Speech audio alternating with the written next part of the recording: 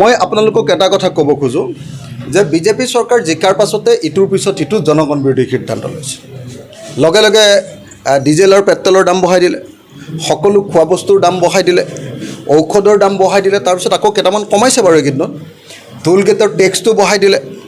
চাৰিওফালে অসমৰ মানুহৰ ওপৰত যি কৰ সন্ত্ৰাস বুলি কয় যাক, টেক্স টেৰৰিজিম, এনেকুৱা ধৰণে তেওঁলোকে নমাই নিছে যে অসমৰ মানুহ জীয়াই থকাৰ অৱস্থাটো নাইকিয়া হৈ গৈছে। টোল গেটত টেক্স দিব লাগে, ৰাস্তাত মানে ট্ৰেক্টৰ এখন ৰাস্তাত উঠিলেই লগে লগে MVI ধৰে। আপোনাৰ বেটেৰী ৰিক্সাবিলাক যিবিলাক ইলেক্ট্ৰনিক ৰিক্সা সেইবিলাকৰ ওপৰত আক্ৰমণ। এজন মানুহে গাড়ী এখন চলাব নোৱাৰে, বাছ চলাব নোৱাৰে, ট্ৰাক চলাব নোৱাৰে। এফালে চিণ্ডিকেটত পইচা, আনফালে আকৌ MVIৰ দৰে MVI বা DTI ধৰি আকৌ পইচা। মুঠতে কোনো মানুহক শান্তিৰে এই বিজেপি চৰকাৰখনে থাকিবলৈ দিয়া নাই। আৰু টোল গেট মানে 27খন টোল গেট গোটেই অসমত বহুৱাব খুজিছে। তাৰ ইতিমধ্যে কিমানখন কাৰ্যকৰী হৈ আছে আপোনালোকে দেখিছে।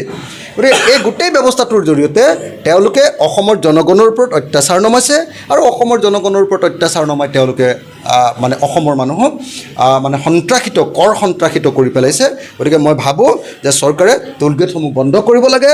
টোল গেটসমূহ বন্ধ কৰি ভাঙি দি আচলতে সকলো মানুহক যাৱতীয় তেওঁলোকে যিহেতু টেক্স সকলোৱে দিয়ে থাকে, ৰোড টেক্স দিয়ে, ভেহিকুল টেক্স দিয়ে, প্ৰপাৰ্টি টেক্স দিয়ে, আমি চব টেক্স দিয়ে থাকোঁ। এই আকৌ টোল টেক্স লোৱাৰ কোনো প্ৰয়োজনেই নাই, প্ৰশ্নই উঠিব নোৱাৰে। গতিকে মই টোল টেক্স বন্ধ কৰিবৰ কাৰণে দাবী জনাইছোঁ। মই